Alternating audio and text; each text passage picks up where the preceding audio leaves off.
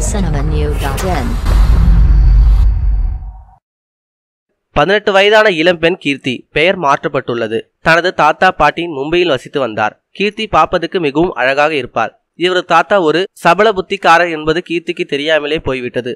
பேத்தியுடன் சகஜமாக பேசி பழகி வந்துள்ளார்.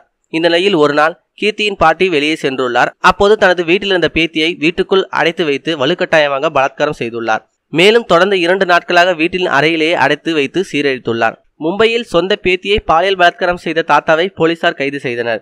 தாத்தாவின் பிடியிலிருந்து தப்பிய கீர்த்தி பெற்றோரை சந்தித்து நடந்தவற்றை கூறுவதற்காக ரயிலில் சென்றுள்ளார். அப்போது சந்தேகத்துக்கு இடமான முறையில் இருந்த கீர்த்தியை பிடித்து போலீசார் விசாரணை மேற்கொண்டனர். அதில் அவர் தனக்கு நேர்ந்த கொடுமை பற்றி கூறியுள்ளார். சொந்த பேத்தியை தாத்தா பாலியல் பலாத்காரம் செய்த சம்பவம் பெரும் அதிர்ச்சியை ஏற்படுத்தியுள்ளது. மேலும் இதுபோல செய்திகளுக்கு லைக் மற்றும் சப்ஸ்கிரைப் செய்யவும்.